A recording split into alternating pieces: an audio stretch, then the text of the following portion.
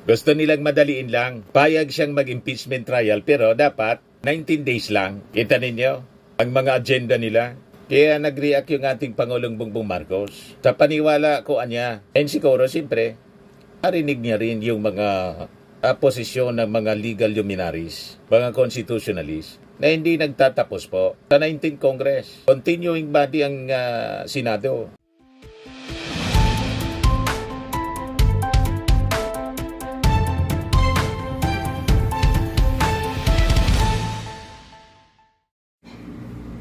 Maranal daw mga manoy, mga manay, mga tugang. Ako po si Dante Maravillas, Bicolano vlogger, broadcast journalist from Albay. Naglalakwatsan na naman po si Sara Duterte. Kauwi pa lang galing sa Dahig. 10 days yata yun doon. Nag-celebrate ng birthday. Tapos sumama sa mga rallies ng kanyang mga supporters. O ngayon, palalarga na naman pala. Papuntang Malaysia. Yan o. Vice President Sara Duterte is traveling to Kuala Lumpur, Malaysia on a personal trip with her family. In the course of her visit, she is scheduled to attend the Independence Day celebration and engage in an OBP program consultation with overseas Filipino workers on June 12.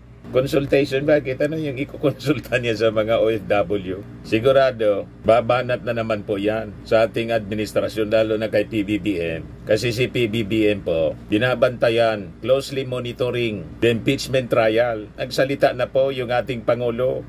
Yan o. Marcos watching Escudero on Duterte trial transition to next Congress. So ang posisyon ng ating Pangulo, tulad ng posisyon ng mga constitutionalist, ng mga legal luminaries, natatawid po sa 20th Congress ang impeachment trial laban kay Sara Duterte. At ang reading natin mga kababayan, pahiwatig na ito ng ating Pangulo. He is for the impeachment of the Vice President.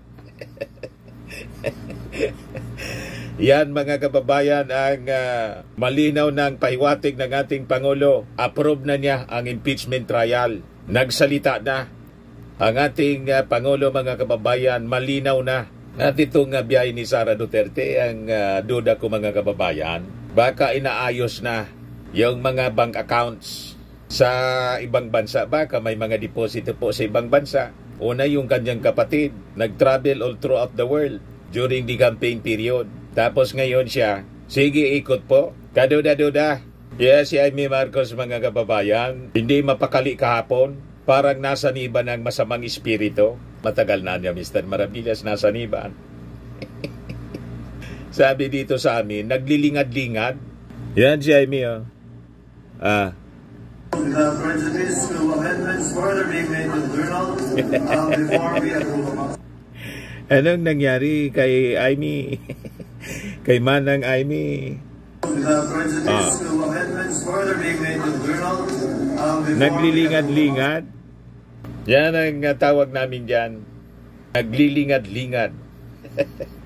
You see, hindi mapakali kahapon. Pilit na gustong isabutahe ng mga kakampi nila yung impeachment trial. Inaharang mga kababayan. Ngayon nga po, ang latest, si Tolentino, finally nag-file na rin. Ayan po, Senate Majority Leader Francis Tolentino files a resolution seeking to end Vice President Sara Duterte's impeachment trial by June 30. Gusto nilang madaliin lang. Payag siyang mag-impeachment trial pero dapat 19 days lang. Kita ninyo ang mga agenda nila.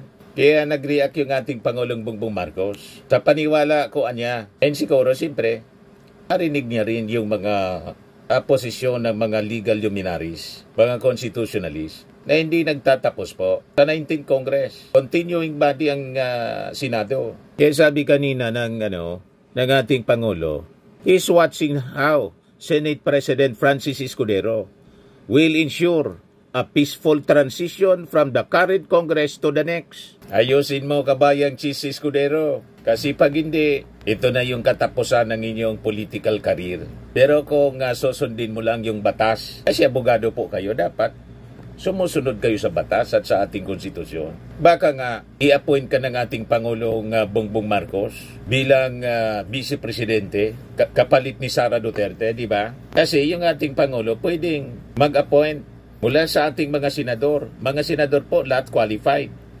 Tapos sa ating mga congressmen, basta ma-meet yung qualification po ng pagiging vice-presidente sa edad po, at least 40 years old.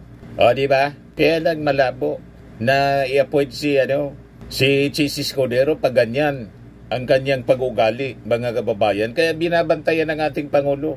Yan manifestasyon dito ng Pangulo na approve niya ang impeachment trial para kay Sara Duterte.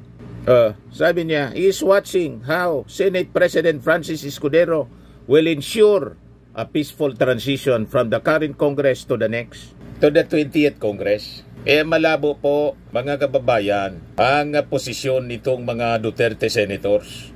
O ngayon, yung CBCP, Catholic Bishops Conference of the Philippines, dumagdag na rin po sa mga boses na nagsasabi, kailangang simulan na ang impeachment trial.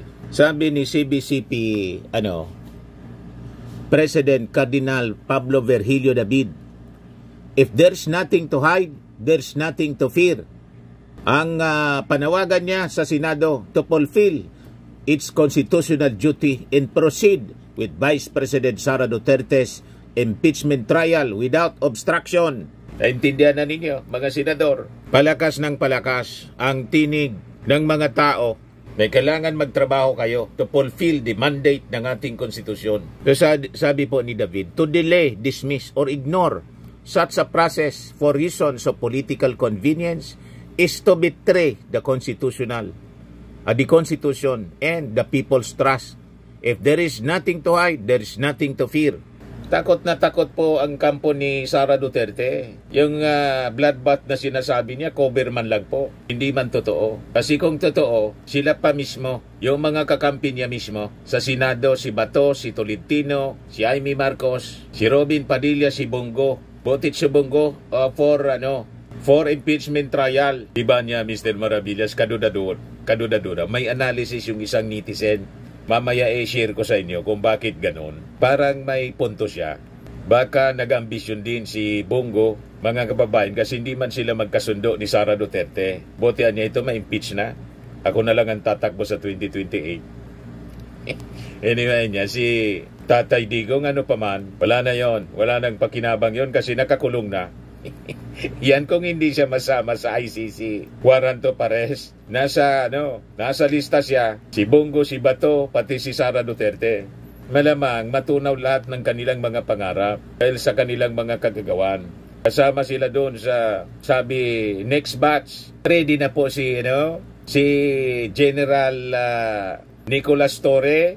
Yan po sabi ni General Torre. Handang ipatupad, sabi niya. Torre, handang ipatupad ICC arrest versus Bato et al. Sa pagdinig ng Quadcom, nilinaw din ni Torre na kung ito'y idadaan sa tamang channels, tatalima ang PNP kaugnay ng koordinasyon sa International Police or Interpol. Nang matanong kung handa ba ang PNP na aristuhin ang mga sangkot sa madugong giyera sa droga, kabilang na si dating PNP Chief at re-elected Senator Bato de la Rosa, ay tinugon ito ni Torre na gagawin nila ang tama alinsunod sa batas. It is imperative upon us to implement if it goes through the proper channels. Kasi sa ngayon, pareho pa rin ang stance ng ating gobyerno na wala tayong cooperation sa ICC. Pero sila mayroong mga platforms na pwedeng magamit. May mga linya sila na pwedeng magamit gaya ng Interpol. Malinaw po, mga kababayan. At kasama dyan, hindi lang si Bato, Bato et al. Kasama dyan sa posibleng susunod na batch, si Bongo tapos si Sara Duterte. Tapos yung mga dating opisyal ng PNP tulad ni Abayalde. Ngayon, other than yung CBCP, yung powerful, influential Makati Business Club, nagsalita na rin po. Yan yung kanilang statement. MBC calls for convening of impeachment court. The Makati Business Club calls upon the Senate to fulfill its constitutional duty to convene the impeachment court and proceed with the impeachment trial of Vice President Sara Duterte. We view this issue as a governance issue in a test of public accountability in the rule of law. If we do not follow the rule of law, how can we expect to attract foreign and even local investors to bring in long-term investments, which would lead to the creation of jobs. The impeachment trial is meant to present evidence to determine if the charges against the Vice President have basis or not. The senators individually and the Senate as an institution will betray public trust and not provide the Vice President with the forum to refute charges if they do not proceed with the impeachment trial. Tama po mga kababayan. So that is in contrast doon sa mga sinasabi ni Bato de la Rosa na itong impeachment trial daw nakakagulo sa ating bansa. Yung mga investors niya, ayaw na mga investors ng ganito nagkakagulo. Yung nanggugulo po kayo Yung Makati Business Club, grupo ng mga negosyante nga nagsasabi na dapat ituloy ang impeachment trial para patunayan ni Sara Duterte na kung wala siyang kasalanan, di malinis yung kanyang pangalan. Hindi yung i-cover up yung mga alleged irregularities na kinasangkutan ni Sara Duterte sa pamamagitan na hindi pagtuloy o pag-shorten sa impeachment trial to 19 days only. Hindi papayag yung ating mga mamamayang Pilipino sa pangluloko ninyo. Ngayon, ang latest na nagpaabot din ng kanyang statement, incoming Senator Bam Aquino. Yan po yung sabi ni Bam Aquino rito. Pahayag ni Senator-elect Bam Aquino. Ngayon lang po, mahalagang masunod ang mga alituntunin ng ating saligang batas pagdating sa impeachment. Tungkulin ng Senado bilang institusyon na litisin ang kaso at maglabas ng hatol. Ipapakita ng prosesong ito na nakakaigit pa rin ang ating mga batas at gaya ng nasabi ko dati, handa tayong gampanan ang tungkulin at responsibilidad bilang Senator Judge. Binibigyan natin ng karampatang parliamentary courtesy ang 19th Congress sa mga huli nitong araw. Pero malinaw na ang 20th Congress ang kinakailangang gumawa ng nararapat nitong tungkulin. Naging hukom na tayo sa Senate Electoral Tribunal at kahit noon naging patas tayo at walang kinikilingan sa ating pagpapasya. Mauuna ang rule of law at kapakanan ng taong bayan. Kaya ito si Bam Aquino po, kahit ayaw ko sana kasi dilawan, binoto ko po, pati si Kiko Pangilinan, binoto ko, ipinalit ko kay Tolentino, kay Amy Marcos, kasi matino yung pag-iisip nito. Buti na lang natalo mga kababayan si Tolentino, pero sumabit pa si sa pang-12 si Amy Marcos. Sayang, di ba? Sa susunod, sisiguraduhin natin ay si Amy Marcos matatalo. Tulong-tulungan po natin mga kababayan dahil sa pinagagawa niya sa kanyang kapatid na si PBBM. Maging yung ex-Supreme Court Justice, sabi niya, BP Sara impeachment trial can continue in the 20th Congress but must start in the 90th. Sabi mismo na nagsulat, parte siya sa nagdraft, si former Supreme Court Associate Justice Adolph Asconia, who drafted the part of the 1987 Constitution on the accountability of public officers. Ang sabi niya, the impeachment trial of Vice President Duterte can continue in the 20th Congress if the Senate starts it before adjourning on June 13. Sabi ni Asconia, an impeachment trial is a constituent power. It does not fall under the role that unfinished business lapses with the outgoing Congress because the Constitution says the opposite, that the trial must proceed, meaning it must continue until it is finished. It cannot proceed if it is made to lapse. Since it must proceed, it follows it does not lapse. Alangan man si Tolentino, mas magaling pa sa mismong nagsulat po ng artikulo sa ating konstitusyon mismo. Mas magaling pa si Tolentino doon sa author mismo ng konstitusyon. Di ba? He noted that dismissing the case would be a grave violation of Article 11, which mandates the Senate to forthwith convene an impeachment court as soon as a complaint signed by at least a third of the members of the House filed, for which said said Asconia means immediately and without unreasonable delay, or in the national language official version, agad-agad. Pero sabi ni Chis Escudero, ang forthwith daw, di agad. Na bago, may bagong dictionary po, may sariling Webster, Escudero Webster Dictionary. Ang forthwith, 4 months.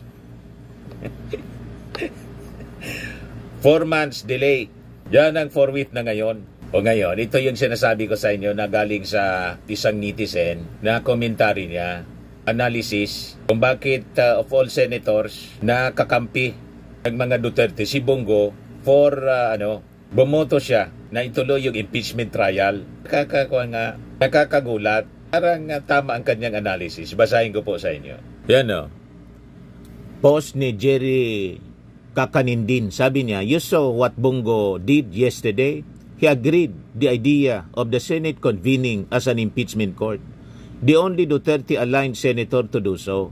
The rest wanted the trial to be dismissed. You also heard what he said right after winning the election as the top senator with 26 million votes. When asked about the impeachment of Sara, focus po tayo sa trabaho bilang senador, which are code words for no comment. I wanna play safe, and I wanna keep my cards close to my chest. Yan ang ibig sabihin. Analysis man lang po niya yan. Observation ng isang netizen. Pero parang parang tama siya. Di ba? May ambition din. At kung wala na si Sara kasi disqualified na convict, buwelo na siya. Anyway, hindi naman siya madidiktahan pa. Mga kababayan ni Digong kasi si Digong nakakulong na pa. At si Bongo nga pumunta ba si Bongo dyan sa The Hague? Parang hindi pa siya nakapunta dyan sa The Hague. Si Robin po, gusto na ngang tumira dyan. You see? Nagkakapi si Bongo o si Robin Padilla kasama yung standing nakaupo ni Digong, karga-karga niya habang naglalakad. Ganon katindi itong si Robin Padilla ang pagkakulto ni Digong. Di ba po? Kaya sabi niya kahapon, kahit niya sunugin ninyo ako, mangangamoy Rodrigo Roa Duterte ako. Sabi ko nga, idadamay mo pa kami na maging kriminal. Kung gusto mo, patunayan sa amin, sunugin mo muna si Digong para maamoy namin yung abo. Alin mo dito yung abo pakasunog mo kay Digong. Tapos sunugin mo, silaban mo yung sarili mo diyan mismo sa Senado para maamoy namin. Tingnan natin kung talagang magkaamoy kayo ni Digong. Gawin mo na ngayon. O di ba? Yan ang challenge natin kay kabayang Robin Padilla. Yan ang sabi niya kahapon, kahit daw sunugin siya, idadamay pa tayo. Wala kaming ugaling kriminal. Mandadamay ka pa. So sabi niya rito, maybe you have noticed he has never visited Digong yet at The Hague. Ganun ba? Not even once. Nauna pa si Aimee bumisita. Of course, si Robin ginawa ng Cubao. Din yung The Hague. Complete with photo op with Digong's cardboard cutout. This all points to the possible run for the presidency. And why not? In order to win the presidency, there are several key elements, sabi po niya. A single-minded advocacy that can be tied to the candidate, a solid base of voters you can build from, and a regional bailiwick that can deliver you a solid block of voters. He has the advocacy. We might hate him for it, but he was able to smartly usurp the Malasakit centers as his brainchild. He already has a base of 26 million voters who are not all DDS but are in fact a wide spectrum of voters. He has Mindanao as his bailiwick. Yes, he is still a fool on DDS but expect him to become less and less of the fanatical kind. He might start courting loyalists and even pinks in the next 3 years. Never underestimate this guy. He is heard. He might just see a DDS civil war in 2027. since he can lay a claim for being the DDS standard bearer instead of Sara, especially if Sara emerges as a damaged goods after the impeachment trial. Interesting days ahead. Team Kasamaan versus Team Kadiliman versus Team Kasakiman. Yan ang analysis commentary ni Jerry Kakanin din. Malapit sa katotohanan yung kanyang analysis. Kaya parang dumidistansya siya. O diba? Maging mapagbantay mga kababayan. Baka yan po ang minamanok ni Xi Jinping. Anyway, lahi po ni Xi Jinping si Bongo, isang Chinese. Yan mismo yung sabi ni Digong. O ngayon, sinagot ni Attorney Princess Abante, anak ni dating outgoing Congressman Benny Abante, na ngayon spokesperson ng Congress, yung mga akusasyon ni Chis Escudero na inupuan ng Congress yung impeachment complaint. Sabi po ni Attorney Abante, kaya medyo natagalan na niya kasi kailangan yung mga ebidensya foolproof. Tama po. Kaya baseless yung mga sinasabi ni kabayang Chis Escudero. Ang talagang inupuan, inigaan, tinulugan pa. Sila yung gumawa niyan sa Senado. Tinulugan talaga nila. Bakit po? Hapon lang ni-refer sa Committee on Rules. Yun nga yung reklamo ni Tito Sen. After 4 months. You see? Na pwede sana inaksyonan nila agad-agad kasi na-file na sa kanila, na-submit na sa kanila. Bakit tumagal na 4 months? Yung Congress, kailangan pag-aralan mabuti para foolproof niya, sabi ni Attorney Princess Abante. Ito yung press con niya kanina, mga kababayan. Iba-ibang mga tanong. With Tina Panganiban Perez from GMA7. Go ahead. Good morning po, spokes. My gentle question is on the impeachment. Your statement po on the oath-taking of Senate President Chis Escudero last night as presiding officer of the Senate Impeachment Court, and this afternoon po scheduled ding mag-oath yung senators as judges. Well, the House of Representatives welcome this development. Ginalaw na po ang baso. Nakinig na po ang Senado sa mga pahayag, hindi lang ng Kamara, kundi ng iba't ibang sektor ng lipunan. Inaantay, at again, handa naman na po ang Kongreso, ang House of Representatives, sa kanilang role sa impeachment trial. Nakapaghanda na po ang ating mga House prosecutors at patuloy na naghahanda at inaantabayanan natin ang formal na pagsimula ng impeachment trial.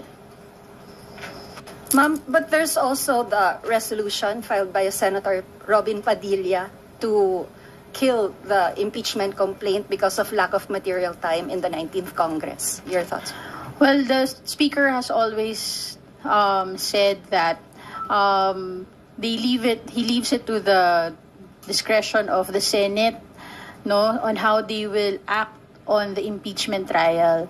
But there are various experts and both from the academic sector that states na the senator judges cannot move to dismiss the trial on their own. So kung ano man ang magiging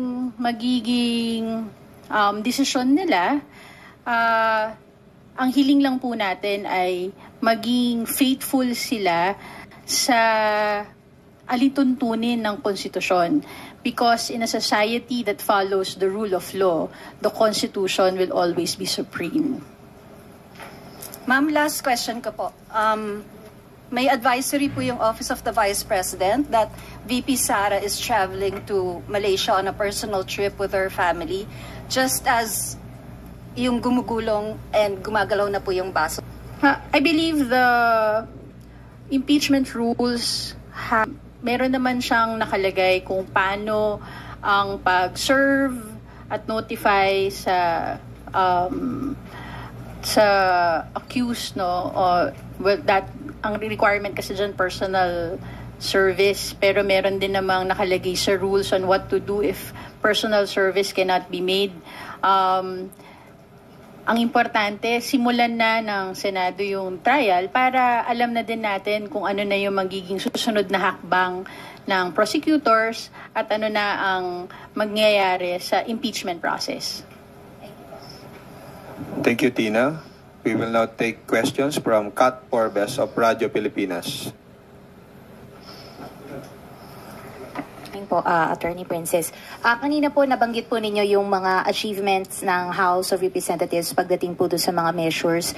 Pero meron pong dalawang measures na apparently hinahanap pa po ng Senate daw sa atin. First po yung sa wage hike bill.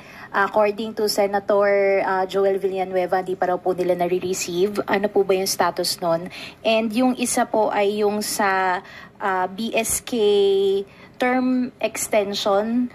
Na sabi po ni Senator Cheese Escudero naman is kung hindi daw po ma-approve kasi ng Kamara ay hindi na po siya mapapagtibay dahil nga po hindi naman siya certified as urgent. Ano po ba yung status ng mga bills po na ito?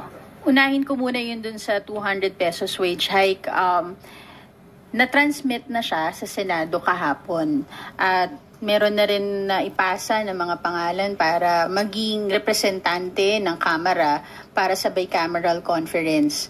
At nirirespeto natin naman kung ano yung magiging pagdedebate at magiging pag-uusap ng dalawang pulong tungkol sa magiging final na version para sa measure na ito. Pero patuloy po na maninindigan ang Kongreso, ang Kamara, na House version ang mas makakabuti para sa ating mga mamamayan. Kung maaksyonan ito ng bicameral conference, handa naman ang Kamara para i-ratify ang magiging final na version na masisiguro, pero ito dapat yung masisiguro natin, yung sahod na patas na hindi dapat ipagpapaliban para sa ating mamamayan. On the barangay and SK elections, nakita ko din yung press conference ni Senate President Cheese Escudero, and unfortunately mukhang misinformed si Senate President. And kaya rin naman ako nandito para siguraduhin na tama natin ang mga fake news at mga misinformation. Hindi totoo yung sinabi ni Senate President na hindi pa nakakapasa sa committee level yung bill na inaayos ang term ng ating mga barangay officials. In fact, kagabi ay naipasa na to na on third reading, including the sister of Senate President, na pinasa ito. Matatransmit na rin siya for the bicameral conference as well. And again, ready ang House of Representatives para ayusin, pagdebatihan at ma-ratify lahat ng mga pending na mga measures sa bicameral conferences natin. Thank you, Kat. Next question will come from Mel Alice Moras from PTV4. Hi, good morning, Attorney Princess. Ma'am, kunan ko lang po yung reaction nyo. Kanina kasi nagpa-interview si President Ferdinand R. Marcos Jr. and nabanggit niya, sabi sa tanong sa kanya, Sir, the impeachment process will start in the Senate tomorrow. Your thoughts? Sabi po niya, President, this is really a function of the Senate right now, so we leave it to them. It has moved already from the House. It has now been in the Senate for a few months. We are watching, of course, what the Senate President Cheese Escudero is doing to try to make it as a peaceful transition as possible from this Congress to the next. Tapos natanong din siya na the controversy right now is that it will move from the 19th to 20th Congress. As a former Senator Judge, what are your thoughts on that controversy, sir? Ang sabi po ni President, what is the controversy? It is very clear that it will, because there is no way that even if they start the trial now, that they will finish it before the new senators come in. So, well, again, the senators will decide. Ano pong masasabi nyo rito? At ang impression nga din sa iba, na even the President himself ay agree na talagang possible at pwede siyang tumawid from 19th to 20th Congress. Well, naging senator judge din si Presidente Bongbong Marcos, no? So I understand where he's coming from, and ang importante sa Kamara ngayon masimulan ang impeachment trial. Madaming mga opinion kung pwede o hindi magtuloy. Ang nakalagay naman sa konstitusyon ay to try and decide. Hindi naman sinabi doon kung anong Congress ang magdi-decide. Ang sinasabi simulan at tapusin. Correct. At magbigay ng desisyonado. So we are waiting, the public is waiting, the country is waiting, not just the House of Representatives. So we will see what will happen today and tomorrow. Opo. Ma'am, welcome development po ba itong statement ni President Marcos for the House of Representatives? Well, naging very clear naman si Presidente na hahayaan niya na umandar ang proseso labas sa kanyang sariling opinion o pakikialam, at nirerespeto natin yan, at ganun din naman ang House of Representatives. We are equal branches of government. So, itong mga opinion na naririnig natin ay samot-sari. Ang gusto ng House of Representatives ay masunod ang nakalagay sa konstitusyon at mapagsimulan na ang impeachment trial. Opo. Last na lang, ma'am, from my end, since sa harap bukas yung House Prosecution Team sa Senate, can you just give us a walkthrough? Tomorrow po ba, dadaan pa sila dito sa Senate? Ang dami kasing groups na sumusuporta din dito nga sa magkaroon na talaga ng impeachment trial. Magkakaroon po ba sila? Paano po yung magiging biyahe nila papuntang Senate? And pagdating doon, ano po yung magiging parang walkthrough lang po ng mangyayari bukas? On that, siguro I will give a separate statement kasi gusto ko muna din makita yung final na mangyayari para bukas, no? Hindi pa ako nabibigyan para mailahad ko sa inyong lahat. Pero I know everybody's looking forward to it, and as soon as I have all of the details, ibibigay ko din naman po sa inyo. Thank you, Mela. Yerlia from ABS-CBN2. Good morning, ma'am. How does the House view the developments sa Senate yesterday? Bagamat nag-take oath na po si Senate President Escudero, bigo po yung minority na mapag-take oath yung lahat ng senador at mag-convene ng impeachment court. Kumbaga po parang inutay-utay yung pag-take oath. Well, again, like I said, we welcome the developments from yesterday's session. Ang ibig sabihin lang nito ay nagsimula na yung proseso para sa impeachment trial. Again, hindi lang naman ang Kamara ang nanunood, ang publiko ang nanunood, at gusto natin makita kung ano pa ang mga susunod na mangyayari mamaya.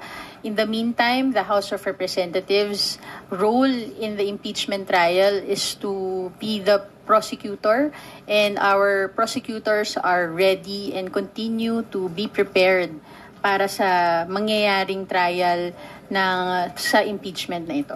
But does the House feel that the Senate is somehow dragging its feet when it comes to this impeachment trial? Well, pagdating sa usapin ng dragging its feet, may kanyang-kanyang role ang House of Representatives at Senate ayon sa konstitusyon pagdating sa impeachment process. Ang klaro na ginampanan ng House of Representatives ang kanyang tungkulin ayon sa konstitusyon. Kasama dito yung pagtanggap ng reklamo to validate and verify the complaint on its form, substance, and grounds na pagbotohan ng mga members ng House of Representatives at na-transmit. yung sunod na hakbang ay para sa Senado naman na sinasabi nga to try and decide forthwith. So, kung ano yung dapat na ginampanan ng Senado, dapat ginampanan niya according sa Constitution. Hindi na namin yan, wala na kaming sakop dun sa gagawin ng Senado. Ang nakalagay naman dyan kung ano yung inuutos ng Konstitusyon, hindi ng Kamara, hindi ng kung sino man, kundi ng Konstitusyon. And ma'am, dun po sa pahayag speak Correct. ni Senate Mali yung mga President before statement the plenary yesterday, ni parang Chis Escudero. ibinasisi sa Kamara na hindi raw agad sinunod yung immediately aksyonan yung mga impeachment complaint na inihain. I believe the House of Representatives did its job in a timely and decisive manner. Again, ang role ng House of Representatives is to receive the complaint, to verify the complaint as to its form, substance, and grounds, to make sure that it will be properly passed by the correct number of members of the House of Representatives, and it will be transmitted to the Senate. All these were done by the House of Representatives in a timely and decisive manner. Walang kung ano man kung gaano katagal o kung gaano kabilis, hindi na yan kasama sa kailangan alalahanin ng Senado. Ang kailangan alalahanin ng Senado ay ang kanilang tungkulin sa impeachment process. Correct. Ayon sa Konstitusyon. Ang Konstitusyon, proceed forthwith. Correct. Tinuturo ni Chis Escudero yung Nangkunin ko lang din po kung may pahayag si Speaker. Sila yung may kasalanan statement ni Deputy Speaker Frasco regarding yung pag-withhold po niya ng Senate President Chis Escudero. Parang sila lang yung sinisita dahil sa hindi raw nila inasikaso forthwith yung impeachment, yung articles of impeachment. Pero yung House daw hindi nga raw inasikaso kahit nakalagay sa House Rules immediately. Tapos hindi naman daw na-criticize ang House for it. I mean, I don't know if you're aware, pero hindi nga ba talaga na-criticize yung House about it? I think nung panahon na hinihintay yung transmittal ng mga complaints, marami rin naman ang nagtatanong sa Kamara kung ano na mangyayari sa impeachment complaints. Pero ang trabaho ng House of Representatives ay hindi lang naman tumanggap at mag-transmit . Ang trabaho ng House of Representatives is to validate and verify these complaints to ensure na ito ay tama, inform, tama in substance, tama sa grounds, at merong tamang numero transmit to. Correct. Yes, immediate ang nakalagay sa batas para umakto at ang House of Representatives at immediately din inaksyonan to ng Kamara para masiguro na magiging maayos ang proseso. Ma'am, abogado po kayo. Opo. Tama po bang i-liken yung House na para siyang piskalya na tumanggap ng complaint at bilang piskalya kailangan siguraduhin niya na malakas yung kaso na ipapasa niya sa Senado? Yes. Ang House of Representatives ang pinagsisimulan ng impeachment process. Hindi naman pwede na magpasa ang House of Representatives ng isang impeachment complaint na hindi maayos, matibay at may tamang mga grounds para mag-impeach nung person na being sought to be impeached. This is a constitutional process. Hindi to isang maliit na bagay lang. Kailangan gampanan ng tama at maayos at sa paraan na nire-require ng Constitution. The House of Representatives did its role, and now the ball is in the Senate to conduct the trial as according to the Constitution. Would that be the reason kung bakit medyo natagalan nga yung House? Parang, hindi naman sobrang tagal, pero ilang buwan, December, January, and then February. 2 months. So, para sa akin, sa pag i-ensure na maayos yung proseso. But again, it's relative, 'di ba?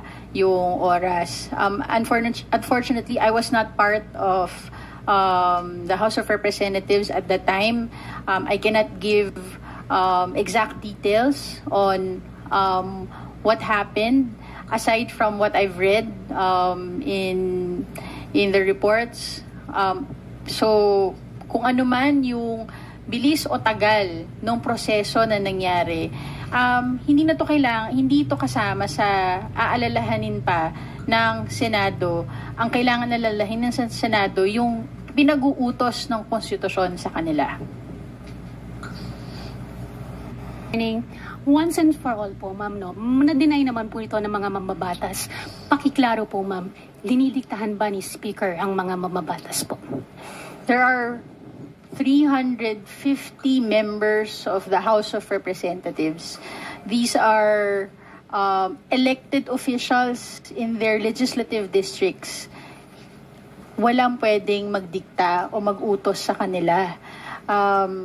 Merong leader na nagsisteer sa kanila sa direksyon na makakabuti para sa mamamayang Pilipino. Yun, meron tayo. Pero yung nagdidikta at nag-uutos, wala.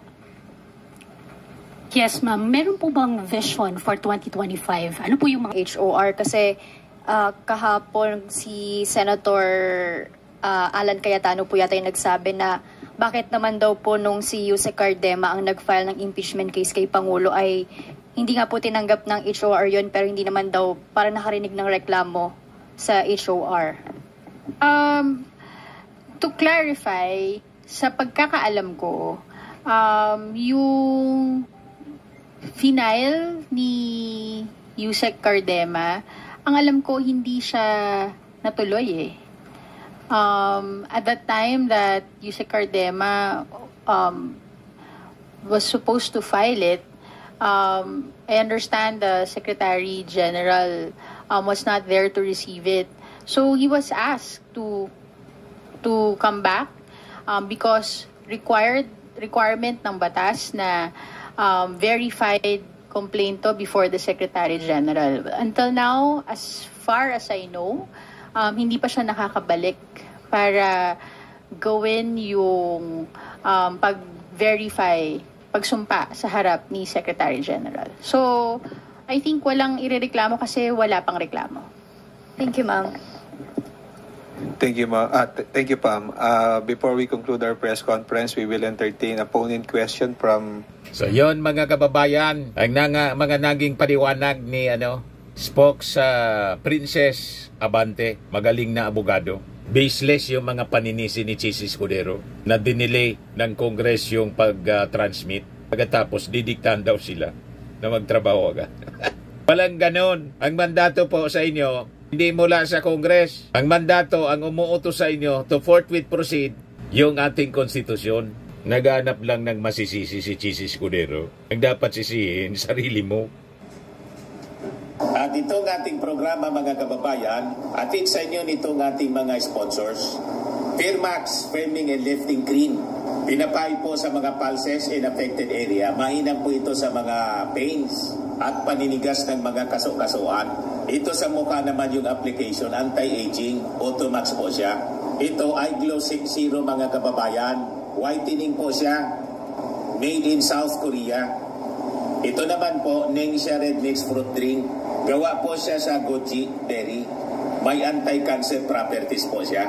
At sa mga naghanap po ng malinis and spacious fitness gym, pumunta lang po kayo sa aming Colossal Fitness Gym. May Grab Car Rental din po kami. At bills payment po sa aming office. At saka sa mga mahilig po sa mga imported bags, manood po kayo sa live selling ni Madam Aileen Rosales sa kanyang Aileen Closet po. Pati mga shoes, ito yung kanya po. Ito yung kanyang page. Kita ninyo, Napakagandang mga online selling po siya. Si Madam Eileen Rosales. At cellphone number niya po 773-798-7816. Ito naman po yung bago naming product na binibenta online. iGlow Serum Whitening po siya. Tingnan ninyo yung epekto sa aking anak na architect before and now. Yung mga inquiries po ninyo, dumiretso na lang kayo sa kanyang Facebook account, Riz Maravillas.